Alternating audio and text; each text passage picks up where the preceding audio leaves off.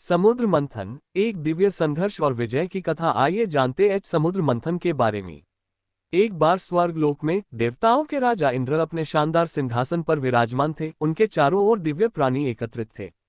उनके साथ उनका विशाल सफेद हाथी ऐरावत खड़ा था। इसी समय प्रसिद्ध और क्रोधित स्वभाव के लिए जाने जाने वाले ऋषि दुर्वासा सभा में प्रवेश करते हैं। उनके हाथों में एक दिव्य पुष्पमाला थी, जिसे उन्होंने इंद्र को उपहार स्वरूप भेंट किया। परंतु इंद्र ने उस माला का अपमान करते हुए उसे ऐरावत के मस्तक पर रख दिया। ऐरावत ने उस माला को बिना समझे नीचे फेंक दिया। ऋषि दुर्वासा का चेहरा क्रोध से लाल हो गया।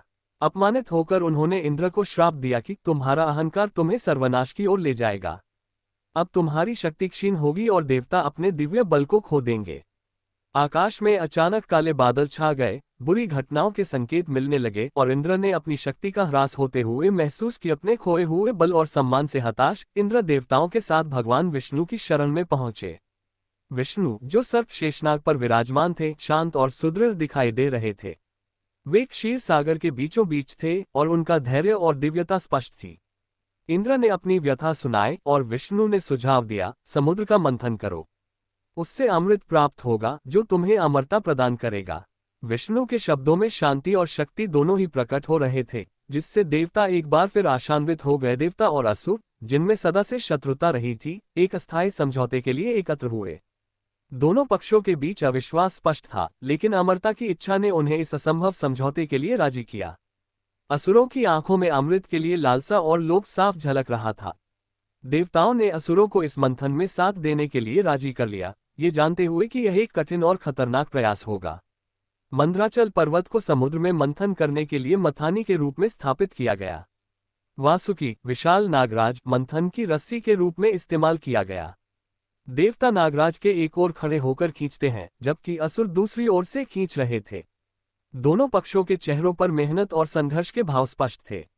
मंदराचल पर्वत धीरे धीरे समुद्र में घूमने लगा और समुद्र में हलचल शुरू हो गई। जैसे ही मंथन शुरू हुआ, मंदराचल पर्वत समुद्र के भीतर डूबने लगा। समुद्र में भीषण लहरें उठने लगीं और पर्वत समुद्र की गहराइयों में गायब होने लगा।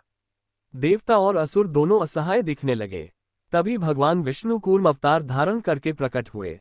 उन्होंने विशालकाय कछुए का रूप लिया और पर्वत को अपने पीठ पर उठा लिया, जिससे मंथन फिर से स्थिरता से जारी रह सका। मंथन के दौरान समुद्र से एक के बाद एक दिव्य रत्न और वस्तुएं प्रकट होने लगीं। आकाश में अद्भुत और दिव्य प्रकाश फैल गया। कस्तूभ मणि, कल्प वृक्ष, पारिजात वृक्ष, अप्सराएं और कई अन्य चमत्कारी वस्तुएं समुद्र से बाहर आईं। देवताओं और असुरों के चेहरे पर विस्मय और आनंद के भाव थे, जैसे वे इस अद्भुत दृश्य को पहली बार देख रहे हो। समुद्र से रत्नों के साथ साथ एक भीषण विष, हलाहल, भी प्रकट हुआ। विष के प्रकट होते ही समुद्र का जल काला हो गया और उससे जहरीली गैसें निकलने लगीं। सभी जीव, देवता और असुर भयभीत हो गए। तभी भगवान शिव प्रकट हुए। उनका चेहरा शांत और स्थिर था। उन्होंने बिना किसी हिचकिचाहट के हलाहल विष को पी लिया। देवी पार्वती ने उनके कंठ को थाम लिया, जिससे विष उनके कंठ में ही रह गया और उनका कंठ नीला हो गया। इस प्रकार शिव ने सृष्टि की रक्षा की। जब मंथन अपने चरम पर था, तब समुद्र से भगवान धन्वंतरी प्रकट हुए। उनके हाथों में अमृत का कलश था। अमृत कलश से दिव्य प्रकाश निकल रहा था और देवता और असुर दोनों उसे प्राप्त करने के लिए उत्सुकता से देखने लगे। उनके चेहरों पर अमरता की लालसा और उस दिव्य प्रकाश की मोहकता साफ झलक रही थी। जब असुरों ने अमृत लेने की तैयारी की, तब भगवान विष्णु ने मोहन अवतार धारण किया। एक अद्वितीय सौंदर्य की देवी के रूप में मोहन ने असुरों को अपनी सुंदरता से मोहित कर लिया। मोहन अमृत को देवताओं में वितरित करने लगी, जबकि असुर अपने सम्मोहन में खोए हुए देखते ही रह गए।